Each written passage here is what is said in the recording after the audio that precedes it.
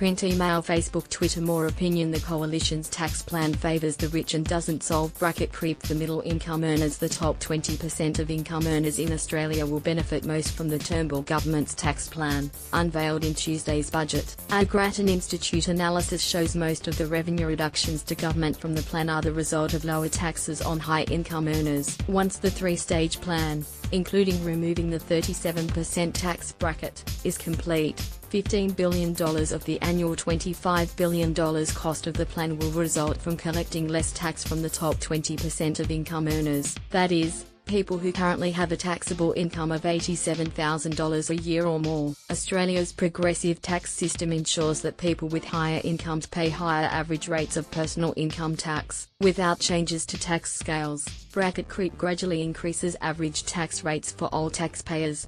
Middle-income earners are affected most in terms of higher average tax rates. Although the plan itself doesn't make the tax system much less progressive, it will do little to unwind bracket creep's work in increasing the share of taxes on middle-income earners. Bracket creep increases the average tax rates paid by all taxpayers when wages are rising, even if they don't move to a new tax bracket, because each taxpayer earns a bigger share of their income in their highest bracket. Bracket creep hits middle-income earners particularly hard. Without changes to tax rates or brackets over time, this means a bigger share of the tax collected comes from middle earners and less from higher income earners. Even under the Turnbull plan, average tax rates are forecast to be higher for all taxpayers in 2027-28 than they are today, except for a few high-income earners who are less affected by bracket creep in the first place. A taxpayer who earns $120,000 a year today will pay an average tax rate of 29% in 2027-28, unchanged from today. In contrast, average tax rates for middle-income earners will continue to rise. The average tax rate for a taxpayer who earns $36,000 a year today will increase by 6 percentage points, from 10%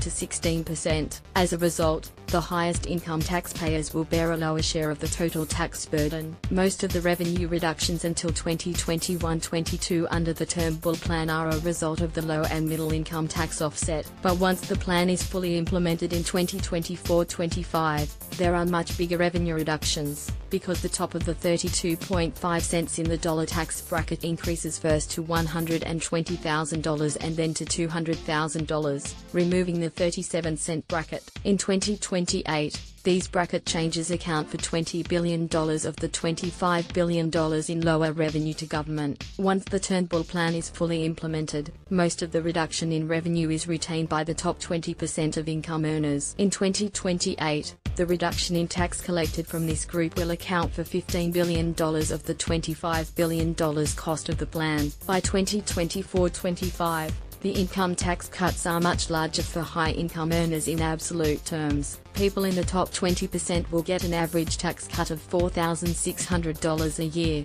compared to $700 a year for someone in the second lowest income quintile, $24,000 to $48,000. The government claims its tax plan protects middle-income Australians from bracket creep. Certainly the plan reduces average tax rates in 2027-28 for all taxpayers compared to what they would be if there were no changes to rates or brackets over that period. But middle-income earners are not spared from bracket creep under the Turnbull plan. The average tax rate for a taxpayer at the 50th percentile, the typical middle-income earner, will still increase by 3 percentage points, from 15% to 18%, compared with 2017-18. Without further changes, average tax rates will be higher for most taxpayers.